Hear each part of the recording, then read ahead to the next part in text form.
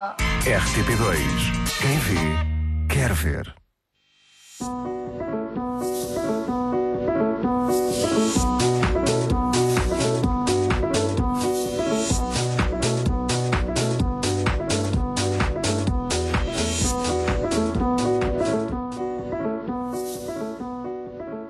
Olá, boa tarde, bem-vindo à Sociedade Civil.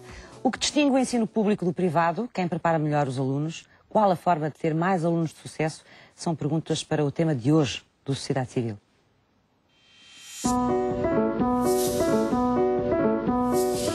Neste Sociedade Civil vamos perceber quais as principais diferenças entre as escolas do ensino público e do ensino privado.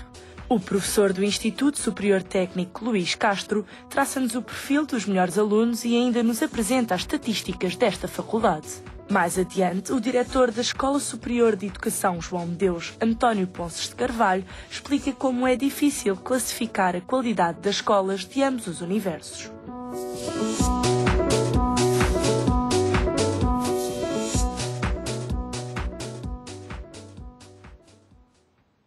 Vamos ao longo deste programa tentar perceber o que é que distingue o ensino público do ensino privado, quais são as diferenças entre eles e quem é que prepara melhor os alunos. Muito obrigada aos meus 4 convidados desta tarde. Luísa Ribeiro Trigo, bem-vinda, é professora da Faculdade de Educação e Psicologia da Universidade Católica do Porto. Como é que distinguimos o ensino privado do ensino público? Eles distinguem-se? Com certeza que se distinguem e nós hoje vamos ter a oportunidade de falar sobre isso. Eu, no entanto, gostaria de me centrar mais na questão da transição para o ensino superior, porque é este estudo que nos traz hoje. Sim. Foca especificamente esta comparação, não é, dos percursos de sucesso, quem prepara melhor, quem prepara pior. E acho que é uma questão desde logo muito importante, quando referi há bocadinho qual a forma de ter mais alunos de sucesso, não é? Esta é uma grande questão. O que é isto do sucesso no ensino superior, não é? E o que é que pode ser atribuído à escola de origem dos alunos, não é? Porque a escola de origem é uma variável, com certeza importante, não é? Que tem muito a ver com o percurso que o aluno foi fazendo, mas há muitas outras variáveis que nós sabemos que são também importantes, não é? E, portanto... A tónica não pode ser posta toda só nas escolas onde sem dúvida, os alunos vêm. Exatamente. Quais são, por exemplo, as outras variáveis que são importantes terem em conta aí? Sim, por exemplo, podemos ter variáveis que têm a ver com o aluno, com o estudante, não é? Portanto, com variáveis socioculturais, variáveis relacionadas, por exemplo, há variáveis que são tipicamente estudadas, não é? Tais como as habilitações dos pais, o facto de ser, por exemplo, um estudante de primeira geração ou não ser, ou seja, ter tido pais, portanto, pelo menos ou o pai ou a mãe ter frequentado o ensino superior. É uma variável que nos últimos anos tem sido bastante estudada, ou seja, ao olharmos só para esta questão do ensino privado e ensino público e com base até no estudo que hoje também teremos a oportunidade de analisar, parece-me redutor irmos só por essa questão. Portanto, há variáveis que têm a ver também com depois o próprio processo do aluno, não é? Portanto, uma coisa é o que ele traz realmente à entrada, por exemplo, ao ensino superior, quando ele chega à universidade. Há variáveis que realmente ele traz consigo, e aí temos de facto a escola de origem, mas temos também variáveis que têm a ver com a forma como depois ele se posiciona, o papel que ele assume na instituição de ensino superior que o recebe, não é? E aí há muitas outras variáveis que interferem no tal conceito de sucesso, que é um conceito multidimensional, complexo. E como é que se explica, por exemplo, alunos que são alunos medianos, digamos assim, do secundário e depois se transformam em grandes alunos no superior, ou ao contrário, alunos muito bons que vêm do secundário e depois, quando chegam ao ensino superior, não mostram aquilo que era o potencial que se esperava deles. Porque isso também acontece, não acontece? Sem dúvida acontece. Nós sabemos, a investigação mostra-nos que o rendimento académico anterior, portanto, os resultados académicos que o aluno teve no passado, de facto são um preditor importante, sem dúvida é um preditor importante. Agora, nós sabemos que há muitas outras dimensões que interferem e isso explica realmente que haja alunos que vêm até com uma excelente nota, que depois possam não manter essa excelente nota, assim como há alunos que até eram medianos, como diz, e que depois se revelam como alunos com um elevado rendimento académico. Isso passa por muitas dimensões, desde logo a sua motivação, o facto de ser a primeira opção ou não ser, por exemplo, que é uma questão importante no ensino superior, e depois há muitas dimensões que têm a ver com o próprio contexto. Eu acho que essa é uma questão fundamental nesta nossa reflexão, que tem a ver com as características do contexto que acolhe o aluno, não é? Porque o ensino e a aprendizagem é aqui um encontro ou um desencontro, por vezes, entre quem quer ensinar e quem quer aprender, ou quem supostamente quererá aprender. E, portanto, todo o processo que depois decorre ao longo do tempo, por exemplo, uma dimensão fundamental é o envolvimento do aluno, não é? Que essa é uma questão que também se pode aplicar no caso da escola pública e da privada. Portanto, o envolvimento que o aluno revela, portanto, a dedicação, o trabalho, o tempo de estudo, o tempo de trabalho. E quando pensamos no ensino superior, pensamos num envolvimento também que vai muito para além das notas, portanto, dos resultados, não é? Mesmo o conceito de sucesso é redutor, dizemos que o sucesso é apenas tirar boas notas, não é? Sabemos que há outras vivências, o papel do estudante implica outras vivências que vão muito para além desses resultados, apesar desses resultados serem importantes. Por isso, há variáveis que têm a ver com o aluno, a forma como ele, por exemplo, olha para as disciplinas, olha para os conteúdos, para aquilo que tem de aprender, a forma como ele organiza o seu tempo, como organiza o seu estudo, os seus objetivos para o futuro, por exemplo. E depois há dimensões que têm muito a ver com a vertente do professor, não é? E, portanto, aquilo que a forma como o professor está e aquilo que também é a percepção que o aluno constrói de todo o processo de ensino-aprendizagem. Portanto, eu acho que são dimensões muito importantes a ter em conta. Já nos deu aí matéria para conversarmos o programa todo. Mas nós vamos falar disso daqui a pouco, mas de qualquer maneira valia a pena as pessoas terem alguma ideia já lá em casa deste estudo e de quais são os dados fundamentais deste estudo que foi feito pela Universidade Católica, não é? Eu agora estava a referir-me ao estudo da Universidade do Porto, ao estudo que a própria produção, não é, nos lançou. Portanto, nós na Universidade Católica é um estudo que estamos também a fazer.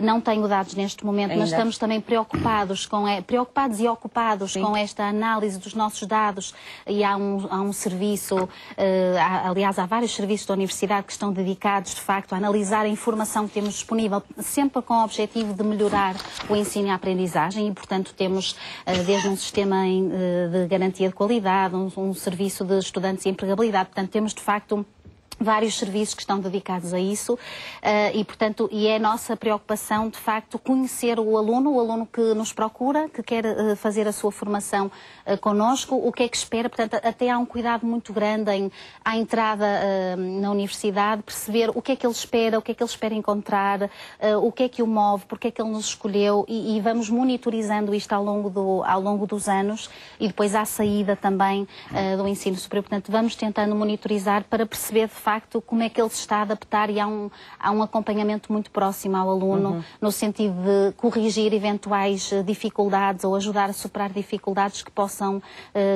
existir. Portanto, nós temos alunos que vêm do público, que vêm do privado. Acho que não conseguimos identificar um perfil específico de quem vem de um tipo de escola ou de outra, porque há muita diversidade, não é? E, portanto, as escolas são muito diferentes umas das outras. Mesmo dentro do público e dentro do privado. Sem dúvida, sem dúvida. Lucília Salgado, bem-vinda ao Sociedade Civil, é Presidente do Conselho Pedagógico da Escola Superior de Educação de Coimbra. A Luísa não quis aqui falar disso, mas acho que é importante lá para casa, no arranque desta conversa, que as pessoas consigam definir ou distinguir. As pessoas têm uma ideia, como é óbvio, mas é uma ideia que passa muito pelo facto de ser a escola que se paga e a escola que não se paga, onde também se paga de alguma forma a escola pública. Mas o que é que distingue estes dois tipos de ensino, se há características específicas que os distinguem ou não? Eu penso que, pelo menos não há estudos que eu conheça que caracterizem bem os dois tipos de ensino. Eu falo, por exemplo, das escolas privadas do ensino secundário. Nós temos as melhores escolas secundárias e as piores. Portanto, não posso pensar que há realmente um perfil específico de um determinado tipo de escola, de um ou de outro sistema. Assim como nas escolas públicas temos a mesma coisa. Temos as melhores, como dizem, as melhores escolas do mundo e as piores. Não é? Portanto, e realmente nós temos, digamos assim, uma certa ao contrário do que muitas vezes se diz, mas nós temos uma grande liberdade no interior das escolas e realmente isto dá-nos modelos muito diferentes.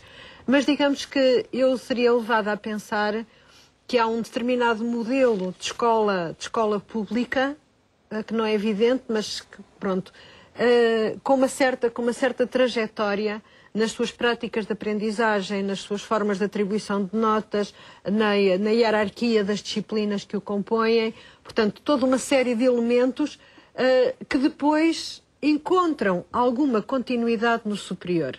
E por isso mesmo valia a pena te perguntar o que é que, como a Luísa começou por esse problema, de facto, o que é que nós entendemos por sucesso?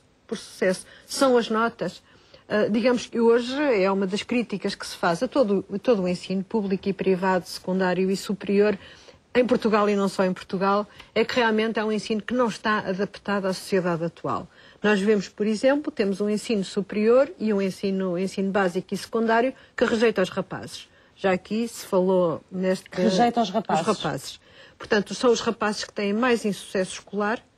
Já tive a oportunidade de falar num destes programas sobre este assunto. Mas pode repetir. São os rapazes que mais têm sucesso escolar, se compararmos a percentagem de rapazes e de raparigas, por várias razões. Eu tenho agora até um aluno que acabou de fazer um mestrado em Londres sobre esse assunto, porque em Londres dá-se muita preocupação, já em Inglaterra, a essa problemática. E em determinada altura, a entrada no ensino superior eram sobretudo mulheres, portanto 70% para 30%, de rapazes, eram sobretudo mulheres.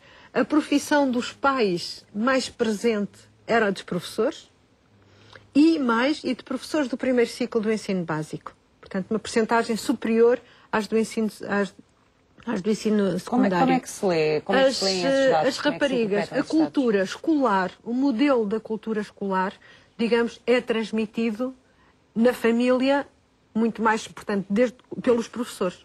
Os professores propõem um modelo de cultura escolar. Eu ando a estudar isto, a ver isto há vários anos e tenho conhecido mesmo casos onde realmente uma aluna entra no superior com excelentes notas do secundário, entra no superior com excelentes notas, filha de professores, os pais insistem com aquele modelo de estudo, de trabalho, etc.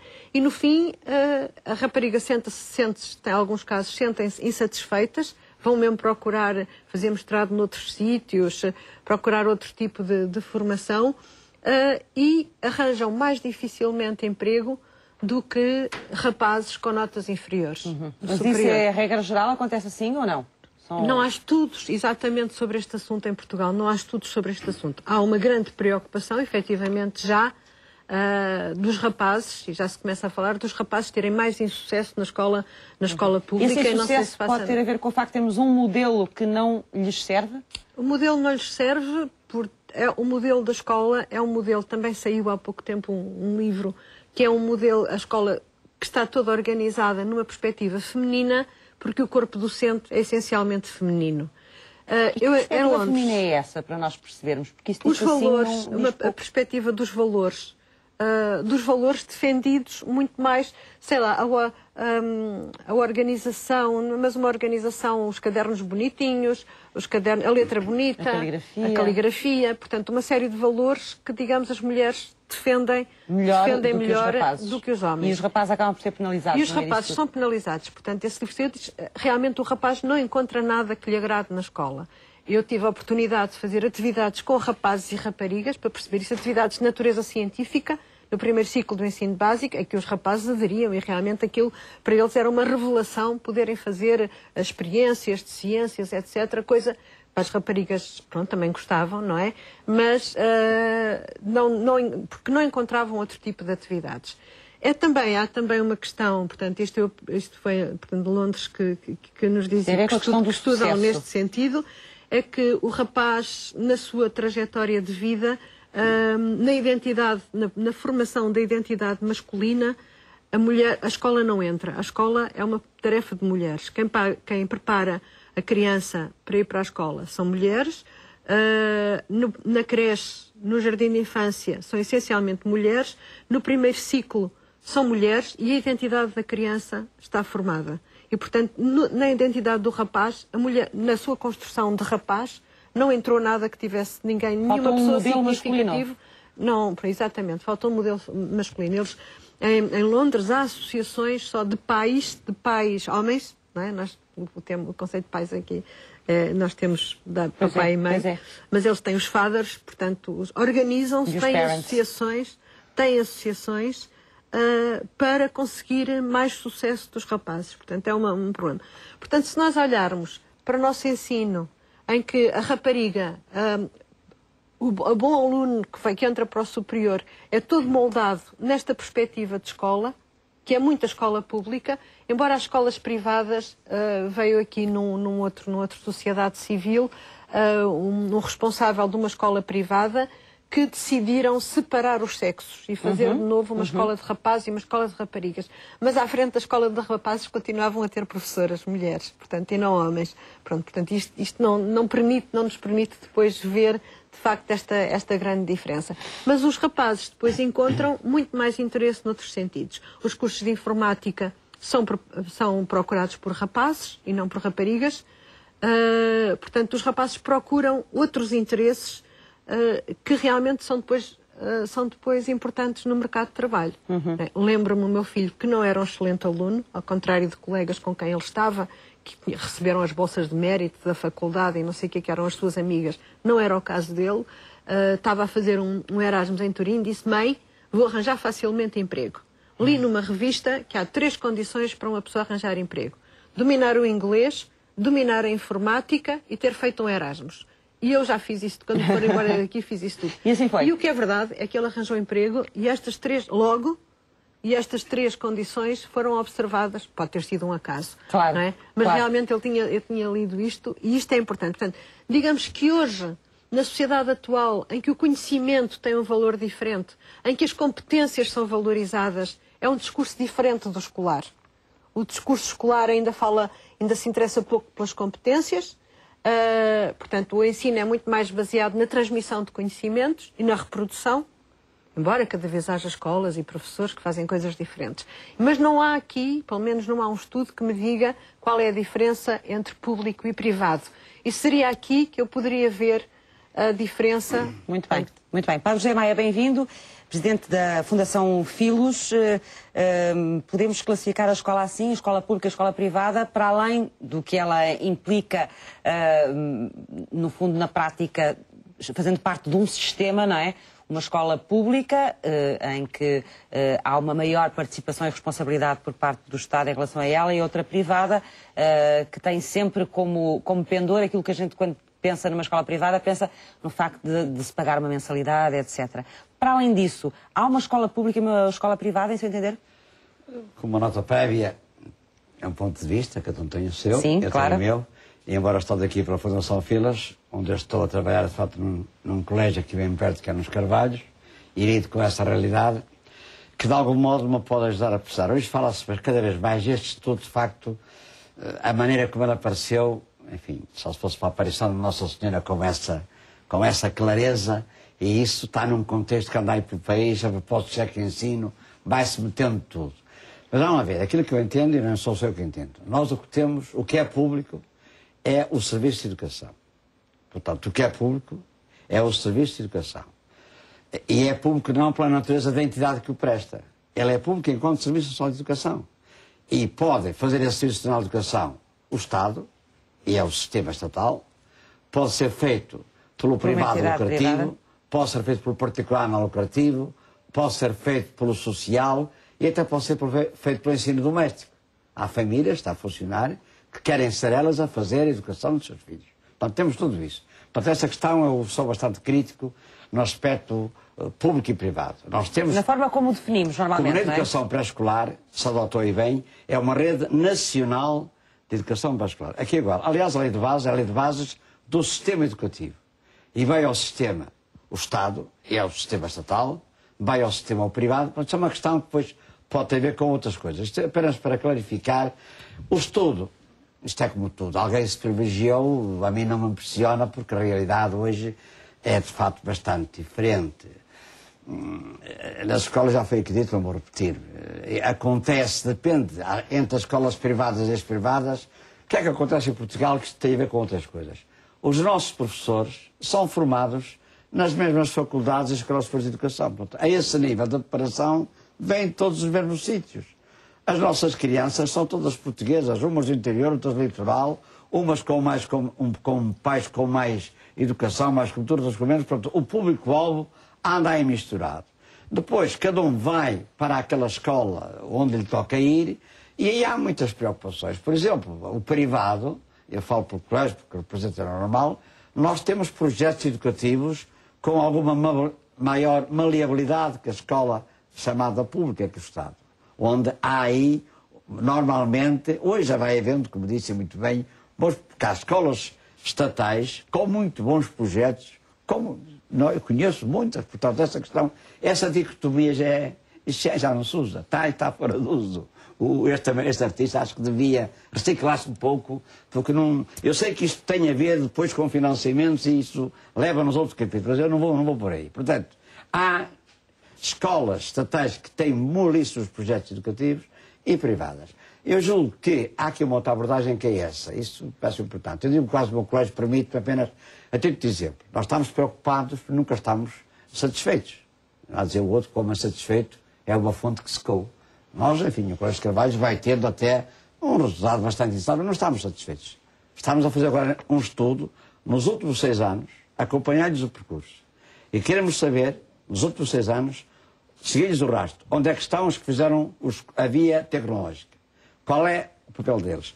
E os da via científica. E quero saber, já temos 300 amostras para já, aí é que eu vou saber o ranking. Isso por acaso é muito importante, considerar um trabalho que todas as escolas deviam fazer, que era perceber um pouco depois qual foi o resultado na prática e já quando os jovens deixam o ensino, não é? Seguir-lhes o rastro, percebe? Precisamente. Eu tenho um estudo prévio. Porque isso é capaz com certeza, de baralhar inclusive as ideias que se têm em relação de resultados, não é? Para ter um ranking bonitinho, eu pego nos 5 ou 10 ou 15 melhores, aí vão eles, maravilha. Mas só que eu levo 400 ou 500 e não é tão fácil ficar bonitinho. Portanto, essa questão dos rankings, neste caso, há outras maneiras de nós avaliarmos que não esta. Mas, como digo, num contexto, há outras. Eu, por exemplo, um item que tenho, que é concreto, por exemplo, estudantes que fazem estágio. Por exemplo, a perseveração do Estado anda do estágio acima dos 80, porque há a questão do insucesso, há a questão da retenção e há a questão do abandono.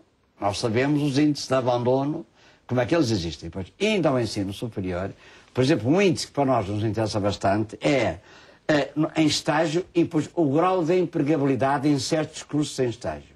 E vemos que é diferente. Eu sei que muitas universidades fazem o que podem, não digo, mas ao fim, olha, seja o que Deus quiser, e o que é que Deus quer? Vou para uma caixa a correr bem, uma caixa dessas de lojas comerciais. Pronto, é outra questão que também nos deveria preocupar no ensino superior, qual é o grau da empregabilidade.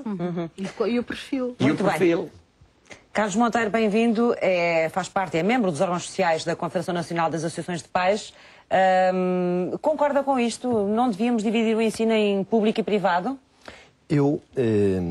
Se nos basearmos no estudo, o estudo foi feito por uma faculdade pública que analisou os alunos à sua entrada.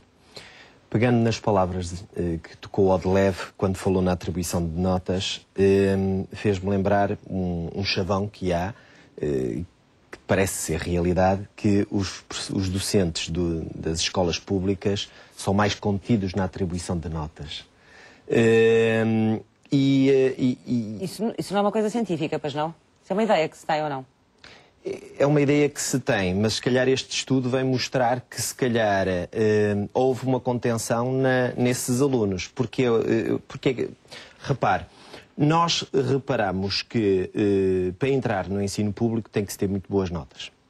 No ensino superior público tem que se ter boas notas. Será que, e aí eu deixo a questão, será que esses alunos que entraram se calhar são mesmo bons? E o que é que isso leva? Leva a que depois, quando estão na mesma base, se calhar sobressaem-se mais do que os outros.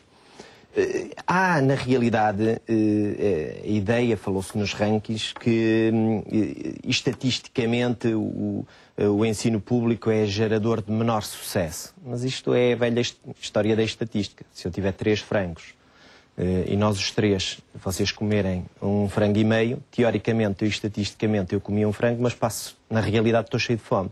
E isto, no ensino público, nós temos discrepâncias grandes, que faz com que as médias, os bons alunos, estatisticamente não sobressaiam. Sobressaem, se calhar, na sua escola, nos seus quadros de mérito, mas a nível global, aquela escola é uma escola fraca.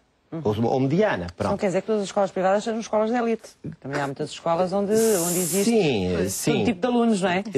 Existe, e escolas que têm subvenções, já há um sem número de situações. Mas há uma noção clara de que, e isso é voz corrente, que muitos pais procuram investir, por exemplo, no ensino secundário, que os filhos façam um ensino secundário num colégio, para depois eles poderem ter acesso ao ensino público superior, poupando assim dinheiro de 4 ou 5 anos que eles lá andem. Para poderem ter acesso ao ensino, e se for uma escola pública não terão? Não percebi. Estamos a entrar num campo em que... O que me está a dizer é que na escola privada, claramente, porque essas coisas ou se dizem de forma clara ou não se dizem. Sim. Estamos a entrar num sentido em que há estabelecimentos... para que os alunos obtenham melhores notas? Sim. De forma a terem acesso ao ensino superior público? Exatamente. Que preparam. São estabelecimentos que basicamente preparam para os exames. Nós estamos a preparar um atleta, há pouco falávamos sobre esta figura. Estamos a preparar um atleta, mas eu sei que o exame é salto em altura. Se eu só preparar em salto em altura, ele vai brilhar nesse exame.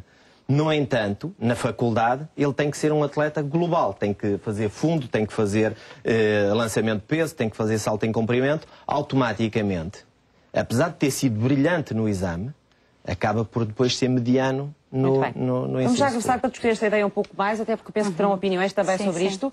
A qualidade do ensino público e privado é uma questão que tem sido estudada nos últimos anos. No entanto, existem diferentes variáveis a considerar. Vamos olhar os números e perceber também os dois universos. A maioria dos estudantes portugueses frequenta o ensino público. Em 2011, estavam matriculados cerca de 1.800.000 estudantes no ensino público para apenas cerca de 480.000 alunos matriculados no ensino privado.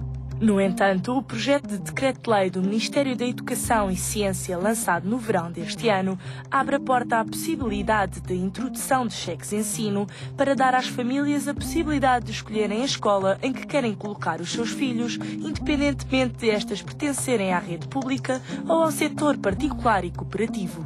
No que toca à preparação dos alunos consoante o tipo de ensino que frequentam, a Universidade do Porto analisou o percurso académico de mais de 4.000 estudantes admitidos no ano letivo de 2008-2009.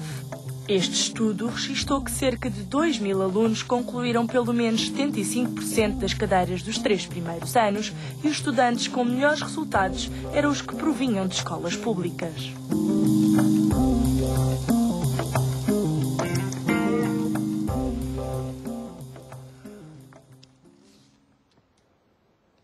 Vamos regressar a esta questão que o Carlos aqui levantou. Até que ponto muitas vezes as escolas privadas ou o ensino privado é usado, entre aspas, pelos pais de forma a garantir que mais tarde os seus filhos entrem no ensino público superior com as notas necessárias para isso. Eu gostava de os ouvir também sobre isso.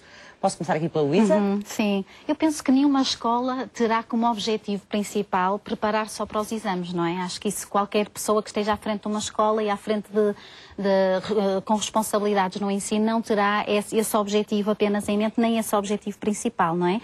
Agora, é óbvio que o sistema exige notas e o acesso ao ensino superior exige notas, exige de facto resultados medidos numa escala. Essa exigência demasiado focada nas notas também cria estas progressões, não? Exatamente. E, portanto, é evidentemente que a escola tenta dar resposta também a um requisito que é essencial para os alunos prosseguirem os estudos dentro daquilo que são as suas aspirações educacionais. E isso acho que é um aspecto muito importante. Agora, a questão do quem é que prepara melhor, se formos a ver este estudo que é referido aqui, eu penso que há aqui algumas ideias que algumas interpretações que estão a ser um pouco lineares, ou seja, e há aqui outras preocupações que, na minha opinião, seria muito vantajoso que refletíssemos sobre outras questões. Desde logo este dado que apareceu agora, de que, portanto, dos mais de 4.000 alunos, apenas cerca de metade conclui pelo menos 75% do que seria suposto em termos de créditos ECTS. Ou seja, por exemplo, esta é uma questão que me parece muito importante, não é? Ou seja, são apenas metade dos alunos que conseguem cumprir pelo menos 75%. O que estamos a falar de realizar, portanto, algumas cadeiras, algumas disciplinas terem ficado para trás. Portanto, e quando se fala aqui nos melhores alunos, os melhores alunos são os que provêm do será ensino. só dos alunos ou pode ser também do próprio currículo que é trabalhado para... Não se estará a exigir demais, não? Eu penso que quando nós olhamos para o ensino e para a aprendizagem, de facto temos que considerar tudo. E hoje em dia há modelos que nós podemos utilizar que nos ajudam a compreender o ensino e a aprendizagem como um fenómeno que é realmente complexo e onde intervém, de facto, características que o aluno traz. Eu vou explicar porque é que fiz esta pergunta. Nós olhamos geralmente sempre para estas questões pelo lado do que falha no estudante. O que é que falhou nele? Porque é que ele não atingiu aquilo? Nunca olhamos para o outro lado para perceber se aquilo é atingível. Claro, mas isso é essencial. O currículo é uma dimensão essencial, assim como é essencial o ensino e, portanto, o lado que pertence mais ao professor e, de facto, o aluno e toda a instituição, porque a própria instituição, a sua muitas cultura... vezes, e quem tem filhos vê isso com muita frequência, é professores aflitos durante um ano inteiro para conseguirem dar a matéria toda que têm que dar, as crianças a aprenderem aquilo tudo a correr. Não sei o que é que fica dali nas cabeças deles para o futuro, mas a ideia que eu tenho às vezes é que os currículos não são funcionais, nem são amigos do estudante também. Sim, sem dúvida. Muitas vezes a escola promove, e os professores, e nós professores, eu também sou professora, e portanto, nós por vezes, o próprio contexto de ensino-aprendizagem promove uma abordagem superficial à aprendizagem, ou seja, o aluno tem muita matéria para aprender, tem muita informação para memorizar e, portanto, até por vezes põe de parte um pouco a compreensão do que está a aprender para memorizar, porque tem que saber, ele sabe, e depois tem aquele resultado no teste que é o que interessa, não é? Para ter a nota final no final do ano e no ano a seguir já não se lembra de nada daquilo que deu quase. Exato, são os resultados com uma função instrumental. Este resultado vai-me permitir chegar onde eu quero seguir. Que aprendizagem é esta? Claro, essa é uma grande questão e portanto, hoje em dia há uma grande aposta da investigação nesse sentido de compreender o que poderá promover uma aprendizagem de qualidade, lá está, não apenas porque quando falamos aqui nestas questões da empregabilidade e depois da saída do ensino superior, de facto não é o ter 20 ou 19 ou 18 que muitas vezes vai ser requerido, não é? Quem vai contratar... Há outras competências essenciais e, portanto, e por isso, de facto, as coisas não são lineares. Por isso, quando eu há bocadinho falava no sucesso, porque o sucesso não são só as notas e, portanto, mesmo hoje em dia, por exemplo, um grande tema hoje em dia é o tema do envolvimento, o envolvimento do estudante. O envolvimento do estudante passa por, de facto, ele dedicar-se, estudar, dedicar o tempo necessário ao estudo e ir às aulas, mas passa por muitas outras dimensões. Envolver-se em atividades, por exemplo, da universidade, envolver-se em ir a congressos, ir a conferências. Portanto, há todo um conjunto de relacionar-se com... fundamentais, como, por exemplo, os alunos perceberem porque é que estão a aprender determinada matéria e para que é que ela serve. É fundamental, claro que sim, perceber. Isso tem a ver com o valor percebido das aprendizagens e com a instrumentalidade. Para que é que isto me serve? Eu estou a aprender isto e isto onde é que me leva? Para que é que isto serve? Mas esse é um lado que não é muito trabalhado. Poderá ser mais, eu penso que sim, poderá ser mais, que estou de acordo, poderá ser mais trabalhado e é muito importante. E isso, porque isso interfere na dedicação que o aluno vai colocar. A questão que falava do currículo, por exemplo, quando é importante para ele. Perceber que é importante para ele, exatamente, para o seu futuro. Sim, que é importante para agora e é importante para o futuro. Sim, sim. E quando há, de facto, uma carga de trabalho muito elevada, muita informação, muita matéria, nós sabemos que isso promove, de facto, uma aprendizagem mais superficial. Isso a investigação é muito clara nesta leitura. E, portanto, eu penso que é um grande desafio, quer para a escola pública, privada, quer para as universidades, é, de facto, como organizarmos a forma de ensinar e aprender que promova uma aprendizagem de elevada qualidade. Eu acho que essa é uma grande questão. Quando nós falamos neste estudo que foi realizado pela Universidade do Porto, acho que há aqui dados que nos devem preocupar muito, porque a taxa de abandono é muito elevada, portanto, estamos a falar de muitos alunos, destes 4.280, há muitos que ficam pelo caminho em um ano e em 3 anos, e depois também quando se fala aqui nos melhores alunos, poderíamos pensar que são aqueles alunos, de facto, de topo, e estes alunos de topo são alunos, de facto, que cumpriram pelo menos 75%, ou seja, dos ECTS, dos créditos, ou seja, são alunos que poderão ter deixado 6 disciplinas para trás. atrás. E isto é o conceito de melhor aluno. Esta é uma questão que eu coloco, porque é que eu fico curiosa, gostaria de ter a possibilidade de conhecer, e então vamos pegar só naqueles alunos que cumpriram, de facto, com as cadeiras que estariam sugeridas e propostas ao longo desses 3 anos.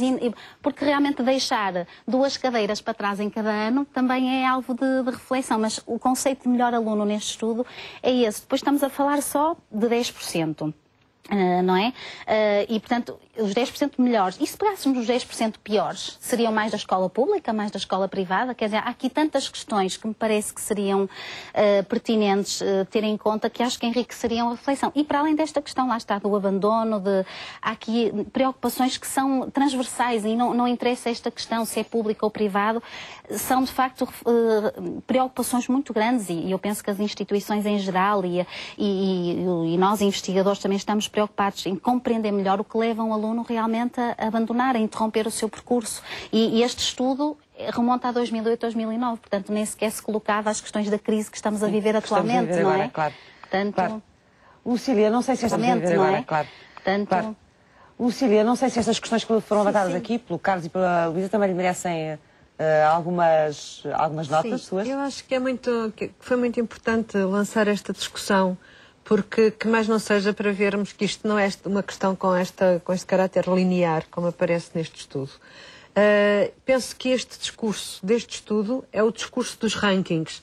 É um discurso todo sobre as escolas públicas, privadas, as melhores escolas, as piores escolas, que vem perverter, de facto, a realidade de um outro debate, que esse é importante, que é a atual transformação, porque está a acontecer no ensino superior. Falo no ensino superior porque eu conheço melhor, mas que também vai acontecendo no básico e no secundário, muitas vezes até mais nos colégios privados, porque têm que se adaptar a uma nova realidade, se calhar e portanto conseguem fazer transformações maiores do que na escola pública, que vive de contestação em contestação, de luta após luta, portanto, muito centrado nos problemas corporativos dos professores e muito menos neste tipo de problemáticas que nós estamos aqui a trazer. Mas eu queria referir, quando foi a passagem... A estabilidade aí ajudava, não é? Pois. Também não se tem ajudado muito.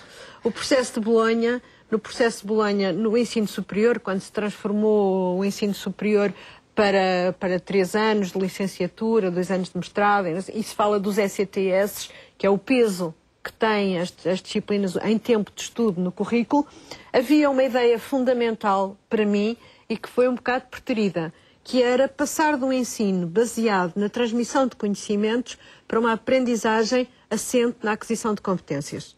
E, portanto, isto era decisivo. Portanto, não me interessa que o professor transmita muitos conhecimentos que o aluno reproduza posteriormente, porque realmente na sociedade da informação o aluno tem acesso, o que ele tem é que ser capaz de ir buscar os conhecimentos, pesquisando, estudando, organizar o seu saber, perceber para que é que está a aprender, para perceber e organizar o seu trabalho nesse sentido, não é? Portanto, é muito mais isto do que, repetir num teste aquilo que ouviu dizer numa aula. Mas é complicado. Isto é muito importante. Termos alunos que chegam aos 17, 18 anos à universidade e de repente conseguem ter essa atitude, se eles vêm a aprender desde o primeiro ano do primeiro ciclo, não é? Nesse sistema, que é o sistema que nem todos, de receber apenas quase só, não é? E de serem muito pouco estimulados também a eles próprios irem à procura da informação. Os rapazes, como se diz, uma grande percentagem de rapazes recusa o sistema escolar. E, portanto, são eles que abandonam, são eles que têm sucesso e vão procurar aprender noutros sítios. Vão aprender a informática, vão aprender outras coisas noutros sítios que a escola não lhes dá. Portanto, e muitas vezes, depois, quando entram no superior, se calhar vocacionalmente, por serem aquilo que querem, redescobrem-se porque conseguem descobrir aquilo que lhes interessa. Alguns casos tal empenho de que ele exatamente. Hoje é fundamental este ramo-ramo de ouvir nas aulas, retransmitir nos pontos que fazem no básico, no secundário, no superior, dá alunos com notas altíssimas, mas não dá, se calhar, pessoas preparadas para a sociedade atual. E eu acho que isto é uma questão muito importante, realmente, que é a preparação que os alunos, as tais competências de que falou há bocado, que até se chama soft skills, que são ser capaz de falar em público. O processo de Bolonha diz isto tudo. Ser capaz de falar em público, ser capaz de organizar um trabalho, ser capaz de fazer uma pesquisa, ser capaz de ter uma atitude crítica. Portanto, são uma série de competências que a legislação do processo de Bolonha diz que o estudante deve ter no fim do superior e que realmente não se liga. Normalmente vemos os alunos, quando vêm apresentar a sua tese de mestrado, nem sabem falar em público, muitas vezes nas universidades. Portanto, isto acontece porque não têm prática nesse sentido. Eu penso que era estes assuntos, é muito engraçado, já agora só por curiosidade, porque nós temos uma agência nacional que faz a avaliação do ensino superior, a A3ES, que faz a avaliação do ensino superior, e é interessante porque pergunta se os alunos sabem bem o objetivo daquela unidade curricular. Como é que é a metodologia, de trabalho dessa disciplina está ligado com os objetivos que são propostos? Como é que os conteúdos conseguem fazer atingir estes objetivos?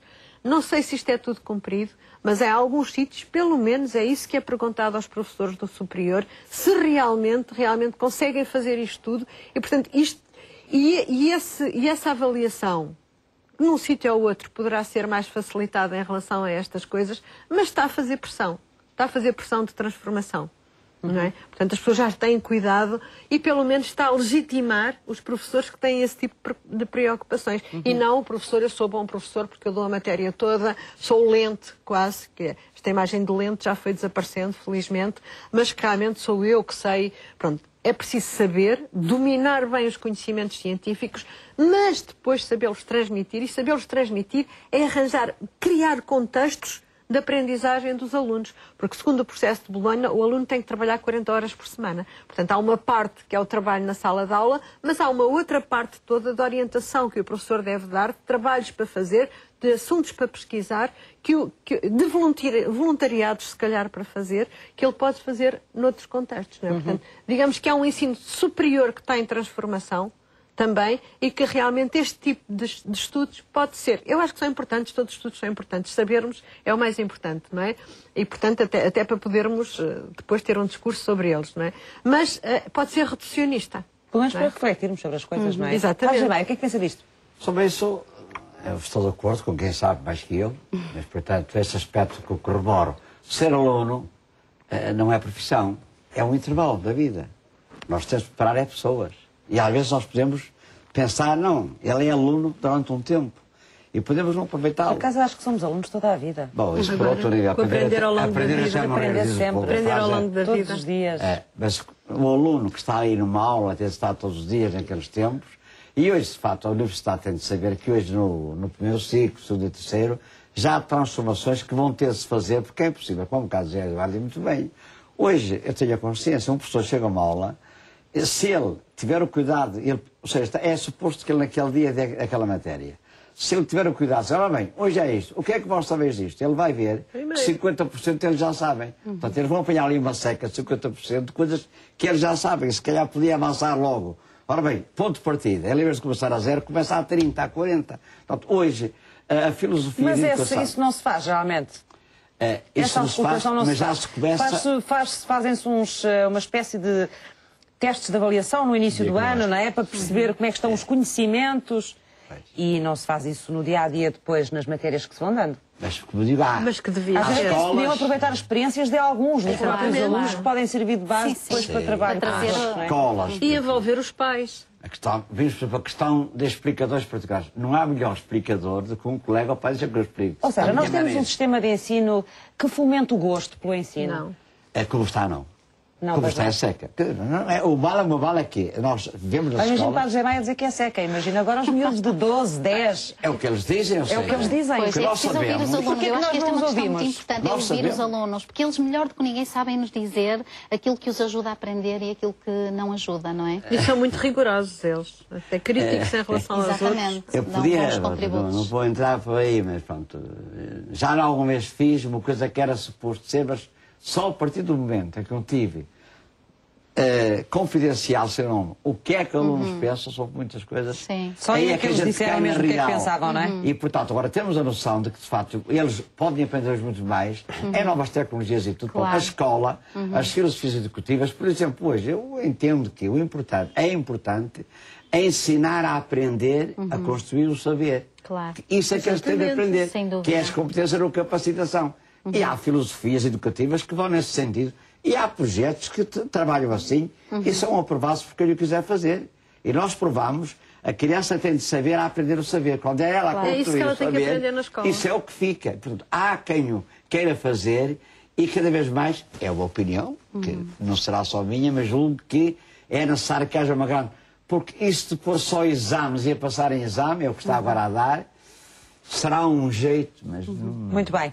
Vamos à próxima reportagem, já o vou ouvir a seguir, Carlos, está bem? O Instituto Superior Técnico é reconhecido pelo sucesso escolar dos estudantes. O professor Luís Castro apresenta-nos agora o perfil dos melhores alunos e como é que estes vêm preparados do secundário.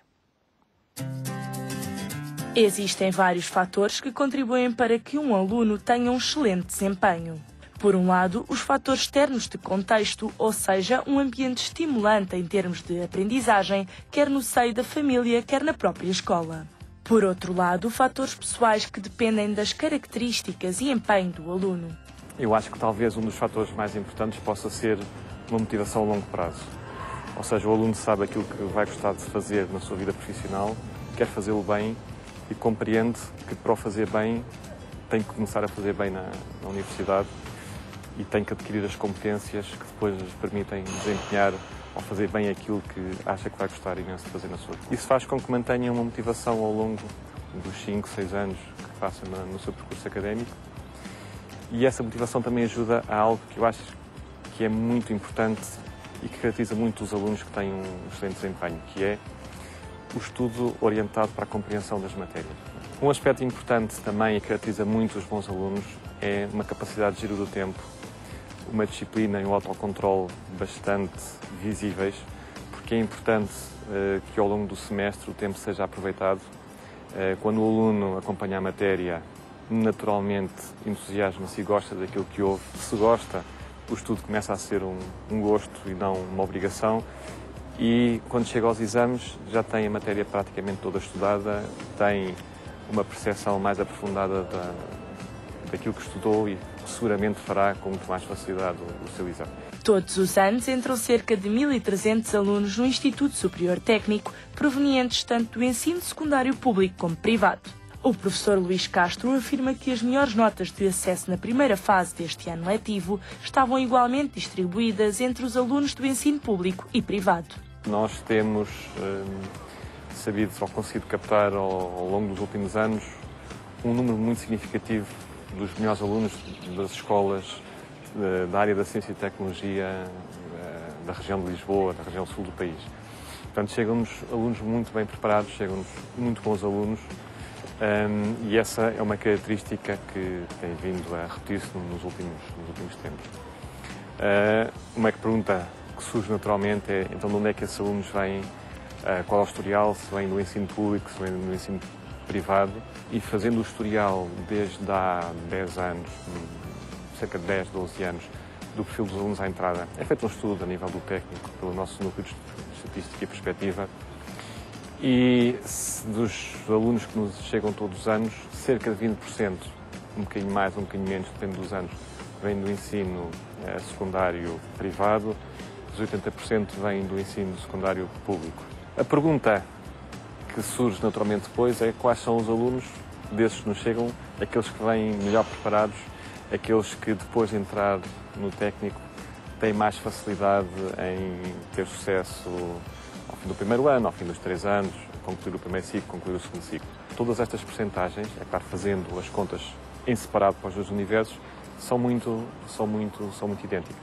Sendo bons alunos, o facto de virem do universo público ou privado, ao contrário de alguns estudos que temos tido a oportunidade de ver e de ler na imprensa, não é muito notória a diferença em termos de desempenho dos alunos aqui no técnico, quer no ano de entrada, quer depois 3, 4 anos.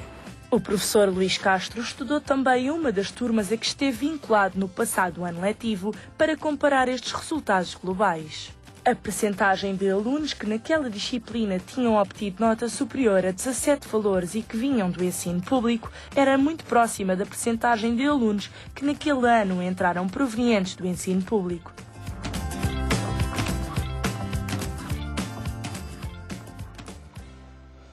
Carlos, gostava de ouvir também sobre isto que estávamos aqui a falar em relação ao ensino público e ao ensino privado e à forma como se trabalha o sucesso dos alunos. Pronto, será importante separar aqui algumas águas. Há escolas públicas que trabalham bem e há escolas públicas que trabalham mal. Há escolas privadas que trabalham bem e há escolas privadas que trabalham mal ou trabalham com um determinado objetivo. É importante perceber que, mesmo dentro das escolas públicas, e há 3 anos, a diretora da escola pública que melhor ficou classificada, há pouco falámos nos rankings, ela também dizia, isto é possível porque os pais trabalham em casa com os filhos, porque os pais pagam explicações. Ela foi, entre aspas, honesta nesse sentido e disse que os meus alunos vêm oriundos de uma classe que, na realidade, tem a capacidade de prepará-los melhor para todas as situações. E há pouco falámos no saber fazer, no saber saber. É importante que, e aí entramos na situação das escolas, que é públicas ou privadas, que na realidade sabem preparar os alunos globalmente. Aquilo que eu dizia do atleta, quer dizer, eu preparo de uma forma global e ele, entrando na faculdade A ou no ensino superior A ou B ou C, consegue se adaptar, consegue trabalhar.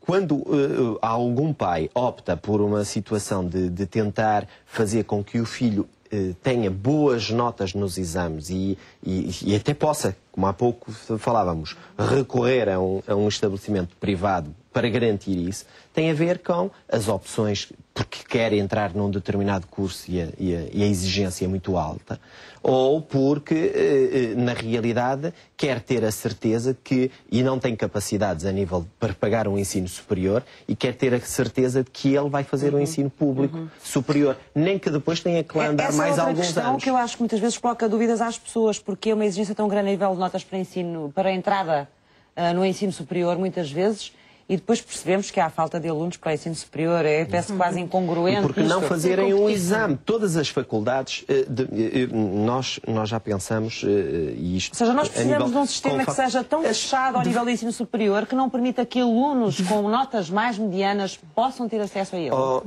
É a lei da oferta e da procura só. É a lei da oferta e da procura. Não são as faculdades a fazer o exame de entrada? Como era antes, eu fiz exame. As faculdades fazem o seu exame. Porque eu, como pai, se a minha filha for para uma determinada faculdade, fez o exame, teve acesso àquela faculdade, mas não tiver empregabilidade, não tiver sucesso, não tiver, na realidade, qualidade, eu próprio não vou escolhê-la. Se houvesse aí, quer os alunos do público, quer os alunos do privado, entrariam com a mesma base e com a mesma avaliação, digamos assim, as mesmas provas para poderem entrar naquela faculdade. Eu, mais uma vez, acho que este programa é muito importante, porque é importante esclarecer os pais acerca disto. Esta história das notas, é uma questão da oferta e da procura, portanto não é decidido, só entram com mais esta nota. Não, isto é decidido como as mercadorias, pela oferta e da procura. Quer dizer, se há muitos alunos a candidatarem-se a esta escola, a nota sobe cá para cima, portanto, não é? E precisamente um dos casos mais graves, que é a medicina, eu tive a oportunidade de ler uma vez um artigo da quantidade de alunos que entram em medicina só porque são bons alunos e os pais então acham, e toda a sociedade acha, que eles devem ir para a medicina. Portanto, não têm qualquer vocação. E depois eles diziam, suicidam-se, mas ele dizia no jornal que havia que depois os miúdos sofrem o primeiro ano, não aguentam o primeiro ano, vão para o segundo, muitas vezes no segundo então conseguem mesmo desistir, e vão para cursos como teatro, música, coisas completamente diferentes, porque realmente eles foram... Eu assisti a um caso pessoal de uma amiga a seguir esse que tipo foi de... induzida a ir nitidamente... E o facto de serem bons alunos, por serem bons alunos. Lá está a importância das notas, mais uma vez, não é? Mais uma vez, como tinha boas notas, exatamente, como tinha boas notas, eu conhecia um caso pessoal, a família... disse que a aluna, com certeza, que a miúda tinha-me acabado de dizer que ainda não sabia para onde é que queria ir. E a mãe que estava de lado, e a bocado percebeu que estávamos a falar desse assunto, disse, é muito fácil, a minha filha quer ir para a medicina. Pois. A miúda tinha acabado de dizer que ainda não sabia para que é que queria. Os pais também têm que ser ajudados, portanto, não é? E isto é assim, os pais acham que o melhor para os filhos terão os melhores filhos do mundo se forem para a medicina. Os pais têm que ser ajudados a não desajudar. Os pais têm que ser, pronto, exatamente. Eu penso que estes programas são muito importantes para esclarecer os pais. Isso é todo o trabalho da escola, para além das notas, não é? Mas porque fomentou também um ambiente muito competitivo à volta da escola, ou não? Foi também, com os rankings. Mas aí conta tudo, aí não é só um problema dos pais, não é? Claro, toda a sociedade, toda a sistema todo. Exato. Por exemplo, nesta escola que estava a referir há pouco, que era a escola que tinha as melhores notas, os alunos só entram com 5, todos para lá, com média de 5 para esta escola, é uma escola pública, não é? E, por exemplo, tinha a cadeira de teatro. Bom, a professora de teatro desabafava um dia comigo que era dificílimo conseguir que os miúdos fossem para teatro, porque toda a gente lhes dizia que era um disparate, que eles tinham era que ter boas notas, tinham era que estudar, tinham era que não... E ela era uma perda de tempo. E eu, quando conseguia apanhar os miúdos precisavam mesmo de ir para teatro, precisavam mesmo de fazer teatro. Era importante. E era importante para o seu desenvolvimento, até se calhar para terem boas notas. E para competências. Pronto, para terem competências. Mas isto era uma coisa que ninguém conseguia ver. Eu nem sei se ainda há teatro nessa escola. Mas realmente era... Isto é muito importante, quer dizer, perceber que há muito mais na vida para além das notas. Claro. E que realmente o ensino superior, e o que me interessa, se calhar, é o futuro do meu filho também. Interessa-me, para já, que ele se sinta bem já, porque ele é já uma pessoa, não é? E, portanto, quanto melhor ele se sentir agora... Portanto, uma das coisas que é importante é o aluno, quando entra para um curso superior, perceber o que é o curso superior. Quando começa, qual é o seu perfil de saída, o que é que se espera dele. Depois, quando se começam numa unidade curricular, a trabalhar uma unidade curricular, uma disciplina, ele perceber para que é que aquilo serve. Depois, em cada módulo da disciplina, perceber para que é que aquilo serve, o que é que aquilo é importante. Só assim é que ele se consegue envolver numa aprendizagem efetiva. Porque senão cola e depois deita tudo fora e não fica lá nada, não é? A cultura é aquilo que ficou depois de termos esquecido tudo o que nos ensinaram, não é? Há aqui um aspecto, se me permite, que vai nessa linha, porque, por exemplo, as escolas queixam-se, com razão, que às vezes há um psicólogo para 2.000 alunos. E eu falo por isso, portanto, aqui os psicólogos e a orientação vocacional, muitos pais nem queiram não sabem, portanto, numa escola, também pode ajudar muito. muito. Psicologia é um investimento que vale a pena, nota-se imenso a diferença. Trabalho, a chamada orientação vocacional, na maior parte dos agrupamentos, é levá-los os meninos a uma feira de emprego e Pois, e muitas vezes também é demasiado direcionado para os textos psicotécnicos, quando a ideia é ajudar, de facto, o aluno a construir um projeto para a sua vida. Ou vários projetos, um projeto escolar, um projeto de outra natureza. E sente-se melhor também, exatamente, não é? Portanto, esta questão, quando eu dizia que os pais têm que ser ajudados, porque quais às são vezes as suas potencialidades, não é? E como é que pode usá-las? E por vezes os pais não sabem que se calhar não estão a ajudar, até pensam que estão a fazer o melhor, porque têm uma média tão boa que era um desperdício não ir para a medicina ou para outro curso. E eu conheço várias que, inclusive,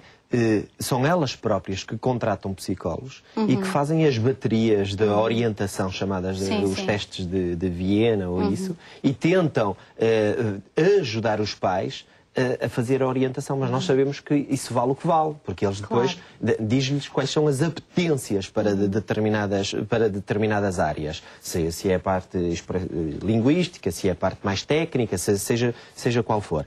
Mas depois, os próprios pais não sabem interpretar, percebem que há ali, mas depois não sabem quais são os cursos. E quando eu falava no ensino superior, ser o ensino superior... Mas os próprios pais também podem ser orientados. Há escolas que fazem este trabalho, nomeadamente orientando os pais e os filhos em conjunto, não é?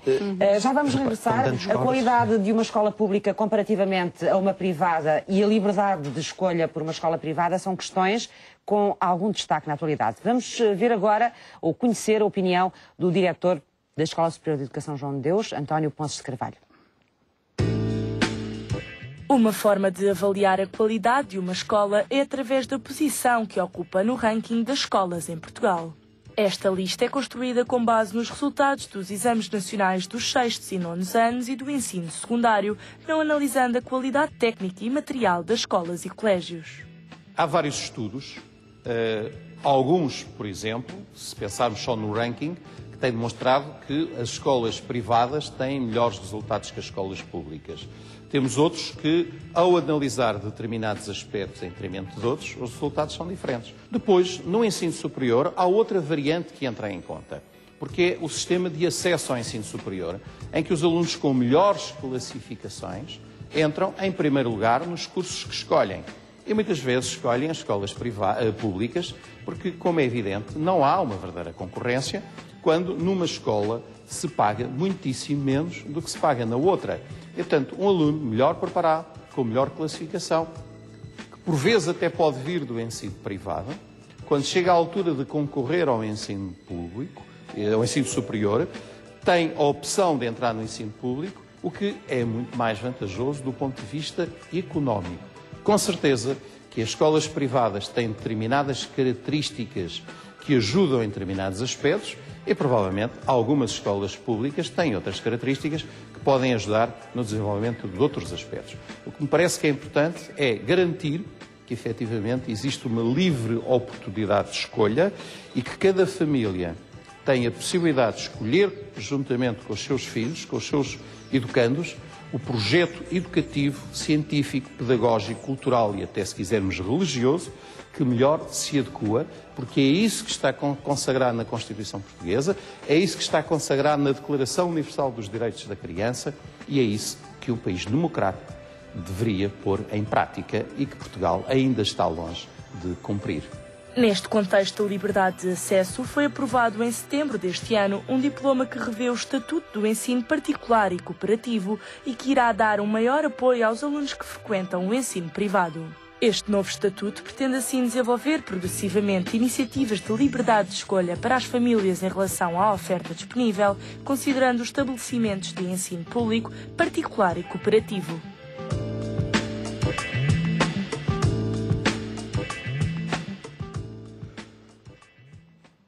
Afastámos um bocadinho, mas vamos agora, nesta parte final do programa, voltar um bocadinho a esta dicotomia público-privado, quanto mais não seja para desfazermos e baralharmos mais um bocadinho. Os programas educativos são semelhantes do público e do privado? Eu deixo essa questão para outros convidados. Carlos. Eles são similares. A grande diferença aqui, e nós vemos no privado, o início do ano, no dia 1 de setembro, inicia completo, sem falhas, ainda com toda a estrutura a funcionar. No público, ainda temos conceitos... Isso não é programa educativo. Peço desculpa. Mas a maior parte dos problemas são mais administrativos do que em termos de é o que influencia. Eu não consigo estruturar e implementar e passar conhecimento ajudar a construir conhecimento. Ajudar a construir conhecimento se depois eu não tenho as bases ou aquilo que eu necessito. Os meios. As condições, não é?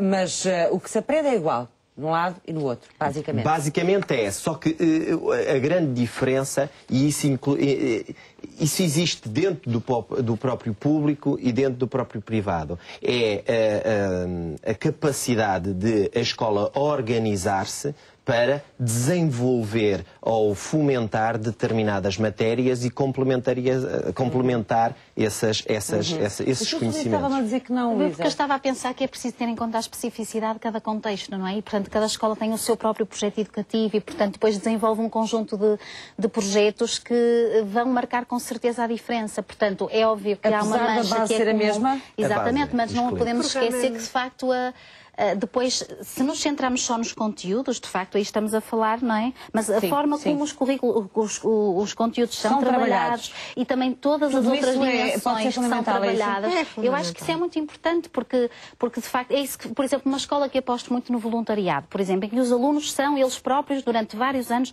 voluntários em contextos da comunidade envolvente. É evidente que isto vai marcar a diferença na formação daquele aluno, até pode ter uma pior nota, por exemplo, do que o aluno que não faz.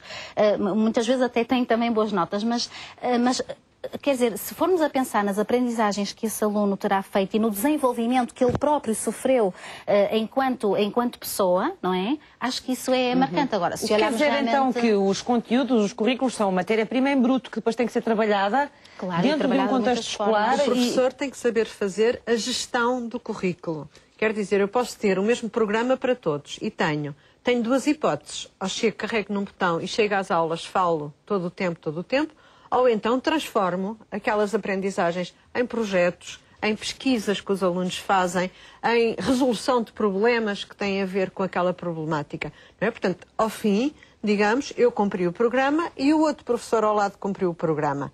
No entanto, as aprendizagens que eu promovi são diferentes. Digamos, os alunos que fizeram projetos, que fizeram pesquisas, que aplicaram aquilo à realidade social, que levaram para casa questões para falar com os pais, que deram significado àquilo que estavam a aprender e, portanto, tornaram a aprendizagem duradoura e tornaram-na uma aprendizagem para o longo da vida, para toda a sua vida, é diferente. Não é? Portanto, o fundamental aqui é o modo como se gera o currículo e como é que o sistema educativo está organizado para se gerir este currículo. Se eu tenho um sistema educativo que está preocupado se o aluno dá 45 minutos, se o professor dá 45 minutos ou dá 50, que anda a correr de uma sala para sala, é óbvio que é muito mais difícil eu ter uma pedagogia deste tipo do que, por exemplo, até um colégio, não é, que se organiza já para os alunos estarem numa sala, fazerem as suas pesquisas, os seus trabalhos, etc. Digamos, depois, mas também há escolas públicas, se a escola quiser, também se pode organizar nesse sentido, mas são muito mais raras, porque os sistemas de colocações, eu tive a oportunidade de fazer um estudo sobre a maneira exatamente, como se produz o insucesso à entrada para a escola. Eu estou muito preocupada porque cerca de 60% dos miúdos entram no segundo ciclo sem as competências mínimas de literacia para aguentar uma escolaridade com sucesso. São muitos, não é? E a minha tese era como é que não se aprende a ler à entrada para a escola. Não se chamava assim, claro, mas era este o objeto. E fui ver as questões de ordem pedagógica e as questões de ordem administrativa. E precisamente entre os alunos que reprovaram, todos eles tinham tido, ao longo da escolaridade, todos eles tinham tido mais que 2 professores no primeiro ciclo do ensino básico. Portanto, havia aqui, de facto, uma correlação... mais que 2 professores num único ano. Pronto, às vezes... Portanto, meu filho teve 5 professores, 5 educadores de infância no pré-escolar. Nós conhecemos o caso de uma escola que no primeiro ciclo, durante um ano de escolaridade, teve mais de 10 professores. Agora, estamos a falar de um ano de adaptação da criança à escola, do ano em que ela devia começar a aprender o currículo. Se me pergunta se o projeto educativo, se o currículo, se era tudo igual, era tudo igual. Mas lá está. O mau arranque, o mau funcionamento, tudo isso influencia que... Claro que quem pega vai ter que forçar, se eu inicio ou perco um mês e meio de aulas em que não dou matéria, eu vou ter que forçar, os restantes não vou ter a possibilidade de fazer práticas, explorar, debater até sobre os assuntos, criar situações de grupo, tertúlias, para quê? Até aflorar se o aluno adquiriu os conhecimentos ou não. Porquê? Porque eu estou forçado a manter uma determinada estrutura, uma determinada passagem de matéria e, por isso, simplesmente, é isso que eu me vou focar. Portanto, essa pode ser uma desvantagem das escolas públicas em relação às escolas privadas? É uma das grandes desvantagens. Os anos das escolas públicas devia ser como nas escolas privadas. Em julho já deviam estar as coisas todas preparadas. Eu ia aqui com esta questão de currículo, ao mesmo vermo, ao chamado currículo implícito. Ou seja, e o currículo implícito pode ir buscar aquilo que ninguém vê, portanto, já é também o profissionalismo e a capacidade de cada professor. Mas há uma questão que eu não posso deixar aqui, que é a nossa Constituição, na sua versão que ainda cheira a cravo, a 75. Isso são fotocópias. É sempre o artigo 43. Eu estou reconhecido. Eu sei, foi bonito, foi bonito. O artigo 43 foi diz uma sempre imagem uma bonita. coisa que depois diz aqui, o Estado não pode atribuir-se o direito de programar a educação e a cultura segundo quaisquer diretivos filosóficos. Não pode atribuir-se o direito. E nós vemos que ainda hoje, demasiado, o Estado quer atribuir-se o direito. A versão atual diz o Estado não pode programar a educação. É assim, mais mansinho. É mesmo aquela de Abril, não pode arrogar-se o direito de dizer eu programar é que quero... a educação? É. Mas ela é toda programada.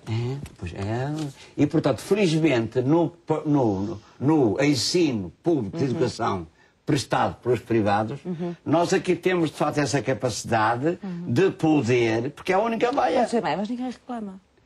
Eu reclamo. Não, mas também diz que todo o cidadão tem direito ao acesso e ao sucesso educativo, e nós temos taxas de insucesso escolar que somos das maiores da Europa. E, no entanto, todo o cidadão tem direito ao sucesso educativo. Mas a nossa Constituição é o que é, agora está na moda. Mas, pronto, aqui, neste caso da educação, eu só diria o seguinte.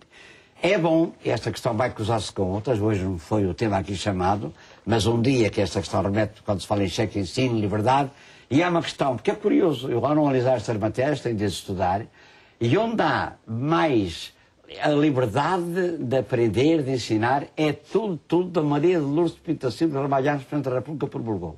A seguir a Abril é curioso que toda aquela abordagem que hoje se nega é toda da Maria de Lourdes de Pinto da Silva. Eu tenho estados disso, mas é uma coisa fabulosa, o direito dos pais a escolherem a escola que melhor prefiram, está lá dito, há muito... E eles, a questão que se põe hoje, como é que eles podem escolher? E eles, se quiserem ir para a privada, têm de pagar, não é? E essa questão remete-nos a outra matéria, que não é de hoje, mas que eu julgo que hoje há um campo de possibilidades, porque nesse aspecto a escola estatal está mais condicionada que as escolas geridas por particulares, porque aí há uma autonomia. Mas é difícil, não dá nada. Porque mesmo com a autonomia vêm sempre orientações. E agora é edições da República de manhã, à tarde e de noite. Aquilo produz que é uma coisa miserável, não é? Estamos com muito... Trabalha-se muito. Trabalha-se muito. Legisla-se muito. Muito burocrático. Legisla-se muito. Essa não dá. Hoje de manhã sai algo para dizer assim, à tarde é capaz de revogar. Eu acho que a escola pública é fundamental, digamos, termos uma escola gratuita para todos os cidadãos. Então, em Portugal, onde temos níveis educativos muito baixos, que tínhamos de ter essa escola para crianças e para adultos, e tínhamos já uma escola para adultos. Eu tive a oportunidade de estudar a importância dos adultos que estavam envolvidos em programas educativos na educação dos filhos. Portanto, o que era transferido na família e era importantíssimo na educação dos filhos. No entanto, não vejo nada contra em, por exemplo, fazer-se todas as escolas serem organizadas como os colégios privados.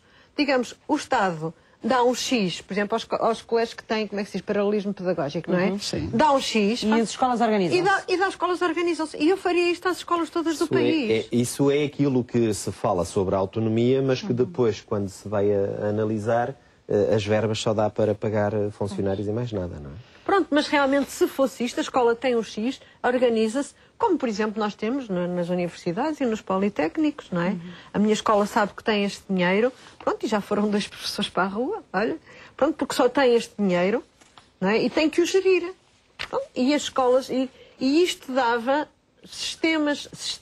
professores colocados a horas, uma organização diferente, uma maior autonomia pedagógica. Aqueles que acha que são os melhores para o seu público. Exatamente. Que acreditemos que, ou não, e por isso é que se percebe que muitas vezes há professores que vão para uma determinada escola e à primeira oportunidade saltam fora. Não se adaptam, não se adaptam. Mas quem está na gestão não pode fazer absolutamente nada, mesmo que reconheça que não tenha capacidades para estar com aquela turma.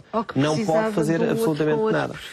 Ou precisava de um outro com outro perfil para trabalhar com aqueles meninos, também não pode recorrer a esse, porque foi a nota que ele teve no curso há não sei quantos anos que vai decidir se ele fica ou não colocado agora naquela escola. Todas as competências que ele adquiriu, ser um bom ou um mau professor, não interessa para nada. Voltamos ao mesmo, a questão das notas, não é? Sobreporem-se as notas também é um problema para os professores. Também. E para quem gera. Notas e condições de trabalho, por exemplo, claro, aqui sem qualquer receio. O Estado, daqueles vários custos feitos pelo Conselho Nacional de Educação, Tribunal de Contas, Ministério, mas há um custo aproximado para o contrato de associação de 4.522 euros. Para quê? Não percebi. 4.522 euros. Isso é o quê? É quanto custa um aluno.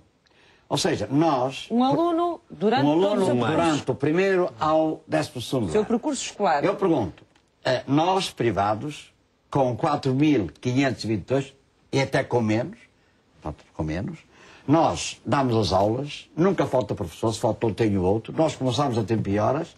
A questão que se vai colocar, não é hoje o tempo disso, quando se fala em cheque ensino, estamos a falar disso. O Estado, ou o Governo, em nome do Estado, diz, meus amigos, o custo é este. E nós pagamos este custo, o pai escolhe a escola que entender. E o custo que nós damos é este. Eu pergunto, nas escolas chamadas dos Estados, na escola estatal, porque nós com este custo temos de pagar os professores, temos de pagar as obras, temos de fazer equipamentos.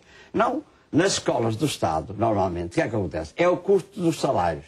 Mas depois quem é que faz as obras? É a parte escolar, maravilha. É sempre a aviar. Agora já não é, parece que já não é. Mas, por exemplo, o ensino secundário é o mais caro. Um aluno no ensino secundário, não sei porquê, é o dobro normalmente dos outros níveis de ensino, incluindo o universitário, o superior.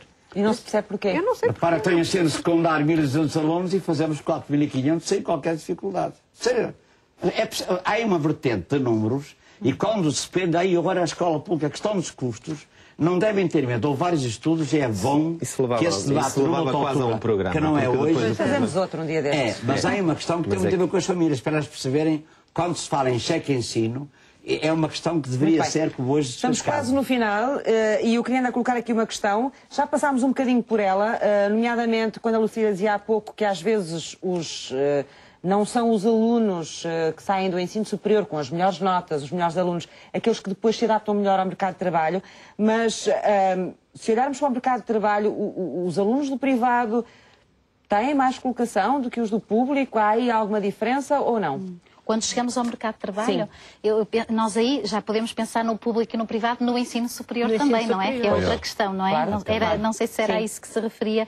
Eu penso que isso também depende muito das áreas, não é? E do reconhecimento que cada universidade vai construindo, não é? Portanto, porque nós sabemos que por exemplo, nós na Universidade Católica temos, de facto, áreas onde temos taxas de empregabilidade elevadíssimas. Portanto, o mercado de trabalho... Isso não tem a ver com a área em si, porque há necessidade no mercado de trabalho, tem a ver com o facto de ser reconhecido em termos de mercado de trabalho, que os alunos que vêm dali daquela área, daquela universidade, são há vários bons? fatores, naturalmente, mas tem muito a ver também com isso, porque eu acho que quando lá está, quando a instituição de ensino tem uma articulação próxima com a comunidade envolvente, e neste caso com as empresas, com as instituições, com as entidades empregadoras, e é o nosso caso, nós sabemos, depois não é só isso, o próprio currículo e a própria forma de ensinar vai sendo construída, tentando não só cumprir com aquilo que é naturalmente previsto para aquela formação, mas também as necessidades do próprio mercado.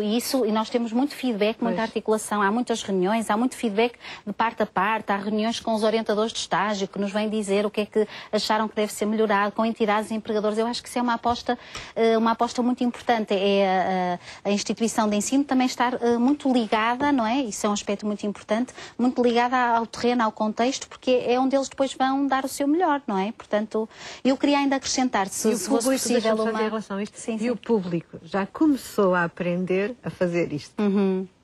É determinante, não é? Eu acho que é determinante. Tem sido uma grande mudança, mas pouco. Mas já pois. Eu queria só acrescentar, há bocadinho quando falávamos desta questão da transição para o ensino superior, e independentemente de o aluno ter a sua escola de origem ser privada ou pública, falamos aqui desta questão do aluno depois se confrontar com este desafio de não se saber organizar, não saber ser autónomo, e de facto ele esteve muitos anos com um controle externo forte, não é? Por parte do professor, por parte da instituição de ensino, e de repente, segundo Bolonha, deverá ser autónomo, deverá ser proativo, deverá ser autorregulado. Isto realmente os próprios alunos referem a dificuldade que eles sentem, mesmo alunos excelentes e que dizem, eu não pensei que fosse assim, eu não sei como é que me hei de organizar, eu tenho tanto para ler, tanto para estudar, e de facto, falamos aqui há bocadinho nas questões da motivação, não é? Eu acho que este binómio é muito importante. Por um lado, as questões motivacionais e as questões das competências que nós vemos nos artigos publicados como o will e o skill, portanto o will, a vontade, a motivação, que é muito importante trabalhar com os alunos, os pais com os alunos eles próprios, a escola em geral, de facto trabalhar os objetivos que ele tem, não só a curto prazo, mas a médio e longo prazo. Por um lado, isso é muito importante, mas também não chega, portanto é importante trabalhar o skill, portanto as competências, saber organizar o tempo, saber definir objetivos, a saber, de facto, preparar um determinado trabalho, e nós às vezes achamos, eles andam há tantos anos na escola, que realmente é esperado que eles saibam realmente fazer determinadas coisas, mas o que nós verificamos é que há, de facto, muitas lacunas a nível das competências, como dizíamos há bocadinho, do saber estudar, do saber organizar, enfim, o seu processo de aprendizagem. É fundamental. Sim, acho que isso é um desafio muito grande para todos, os alunos não é? de pós-laboral conseguem muito mais resolver estes problemas, os alunos de pós-laboral, porque têm uma prática de vida e um sentido muito mais prático de resolução. Sabem resolver problemas que resolverão ao longo da vida. Sim, muito bem. Vamos ter que avançar. De seguida vamos conhecer o livro O Gato Comeu-te a Língua. E a sua autora também, a Joana Rombert, em mais uma resposta dos parceiros.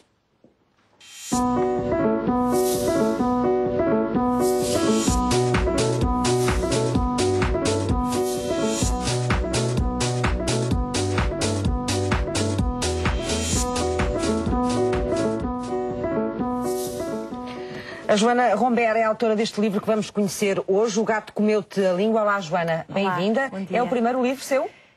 Não, eu, como sozinha, já fui coautora de outros livros, sim, livros para crianças, também jogos educativos, outro método, mas este é o primeiro sozinha. Sim. E isto vem da sua profissão, é terapeuta da fala, não é? Sim, sou terapeuta. Isto está ligado com o seu trabalho? Exatamente, portanto este livro é um bocadinho da partilha da minha experiência e com as perguntas que os pais chegam e me fazem sobre estas questões da comunicação, da linguagem, da fala, e portanto este livro vem um bocadinho falar sobre estas Estamos a vê-lo aqui, isto é a capa do livro, depois podemos mostrá-lo lá para casa, porque trouxe mesmo o livro, está aqui. Trabalha geralmente com crianças, a terapia da fala, também há terapia da fala para adultos, não é? Claro que sim. Trabalha com crianças? Sim, este livro é mesmo dirigido a pais, educadores, professores, e portanto é mesmo dirigido a esta questão da pediatria às crianças, desde o bebê recém-nascido, porque também se trabalha desde o recém-nascido, não as questões da fala, mas as questões da alimentação, como é que o bebê suga, como é que o bebê mastiga, e depois mais à frente então é que vem a fala. Portanto, começa desde o recém-nascido até a aprendizagem da leitura e da escrita.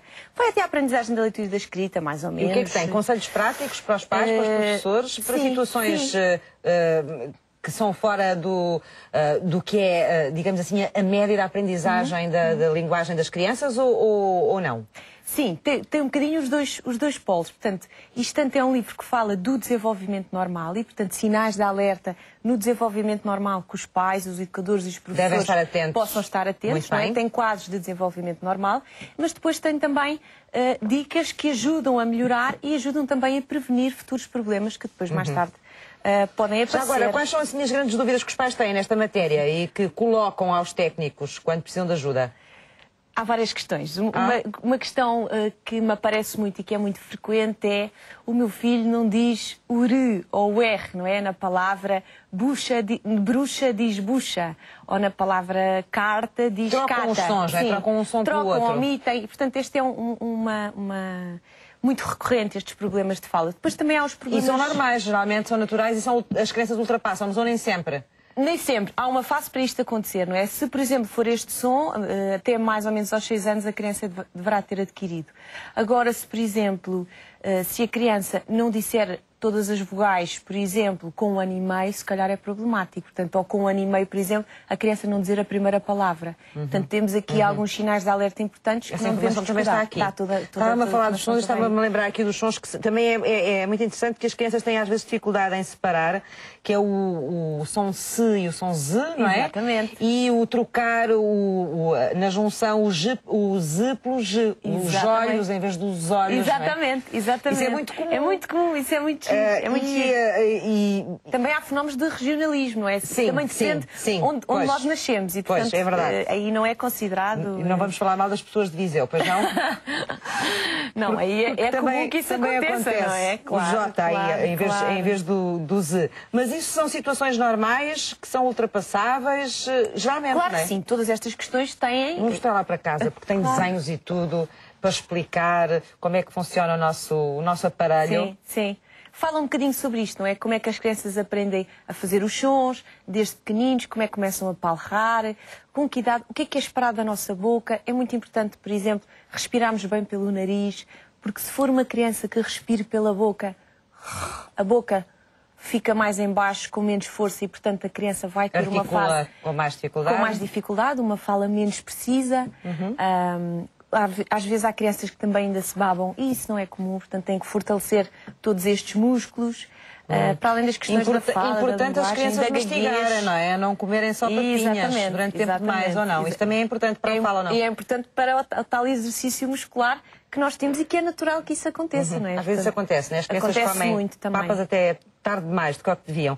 Há aqui uma coisa muito interessante no livro, que talvez é uma das questões de que fala e que talvez as pessoas estejam menos habituadas, que é a possibilidade de falarem com os seus bebés, uma espécie de linguagem gestual, ainda antes das crianças articularem e saberem dizer os sons e juntar os sons e dizer as palavras, não é? Certo. E isso é possível. É. Também fala disso aqui, não fala? Sim, eu falo disso, do falar com o bebê desde muito pequenino e usar todas as formas de comunicação que nós temos, não só a nossa fala, não é? Quando, por exemplo, dizemos, olha, vai buscar ali a bola, podemos fazer um gesto de uma bola, um gesto mais natural. Isso ajuda as crianças a perceberem as coisas? Claro que sim, porque as crianças vão começar a imitar o gesto e vão perceber que aquele gesto corresponde a um conceito, a uma palavra que eles depois mais tarde vão ajudar a dizer. Portanto, estimula mais a compreensão para depois uma melhor expressão. Há uma altura em que elas não falam ainda, mas já falam muito com o dedo, que fazem assim e querem que a gente as leve a todo lado. O apontar, sim. É por volta dos 9 meses. É? Não é? E é fundamental que isso aconteça. Porquê? Porque é o gesto comunicativo mais forte que nós alguma vez temos. Se eu apontar, toda a gente sabe. Não sei se tem aqui. Sim, eu descrevo aí alguns exemplos aqui. Por exemplo, também temos aqui. Para os bebés. Os gestos, temos aí alguns gestos que são descritos. Mas estava-me a dizer, não se perca enquanto procura, que apontar com o dedo a partir dos 9 meses é muito importante. Porquê? Porque o gesto do apontar é o gesto comunicativo mais forte. Se eu apontar, percebe imediatamente que eu quero alguma coisa, ou que estou a fazer um comentário sobre alguma coisa, ou que quero alguma coisa muito. É dos gestos comunicativos mais fortes. Porquê é que é tão importante? Por exemplo, as crianças com dificuldades graves na sua comunicação, como por exemplo as crianças com autismo, não apontam. Por isso o apontar é um sinal muito importante da alerta. Eu tenho muita pena porque este seu livro, Joana, dava pano para mangas. Provavelmente tem que vir cá um dia destes outra vez conversar mais connosco sobre isto, porque são matérias que interessam muito aos pais e penso que é importante que nós saibamos mais sobre estas coisas. Fica, portanto, esta sugestão do livro da Joana Rombero, O Gato Comeu a Língua, que vai interessar com certeza aos pais com crianças em diversas idades, para acompanharem melhor o seu desenvolvimento, o desenvolvimento da sua língua. Muito obrigada. Está a chegar o fim de semana. Vamos ver quais são as iniciativas que os parceiros têm para estes dias.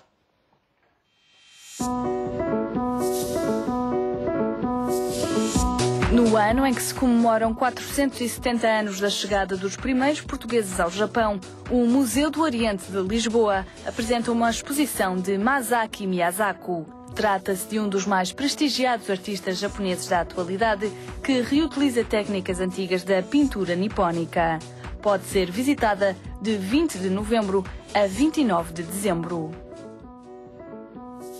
Em 2013, o Centro de Arte Moderna da Fundação Calouste Gulbenkian comemora 30 anos de existência. Para assinalar a data, todo o espaço do centro será enriquecido com uma exposição que percorre o último século da arte portuguesa. A mostra decorre até janeiro do próximo ano e também apresenta pela primeira vez todo o acervo de Amadeu de Sousa Cardoso. O Oceanário de Lisboa convida os mais novos e mais curiosos para o CSI, Ciência sob Investigação. Uma oportunidade para participar na resolução de grandes mistérios que assombram o oceanário, bem como descobrir os segredos do fundo do mar e dos seres que lá habitam. Os encontros decorrem todos os fins de semana e feriados. De acordo com a Amnistia Internacional, as comunidades ciganas que vivem na União Europeia, compostas por cerca de 6 milhões de pessoas, são das mais discriminadas no espaço europeu. Neste sentido, a Organização Internacional está a realizar uma petição destinada à Comissão Europeia a exigir que esta garanta o cumprimento da legislação antidiscriminação e as normas de direitos humanos da União. Participe através de amnistia-internacional.pt. A exposição permanente Malaposta, patente na Fundação Portuguesa das Comunicações, é uma reconstituição do percurso do correio e de passageiros numa estação de muda, ou seja, onde ocorriam as trocas de cavalos em serviço no século XIX. As visitas guiadas decorrem às segundas, quartas e sextas-feiras, às 16 horas.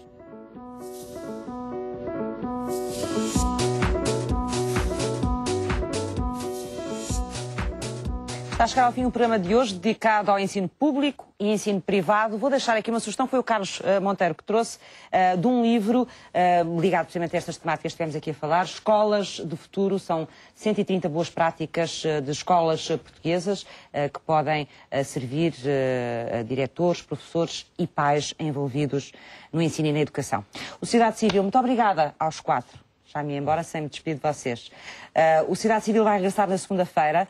Nos últimos exames nacionais do secundário, os resultados da matemática foram os piores dos últimos 7 anos. Mas, afinal, porque é que os miúdos não gostam de matemática? É o tema para o início da próxima semana. Além deste tema, temos outros temas preparados que pode conhecer na página do Facebook do Sociedade Civil. E, se quiser, pode também deixar perguntas para os especialistas que vão passar por aqui ao longo da semana. Tenham um bom fim de semana e não se esqueça que a Sociedade Civil somos todos nós.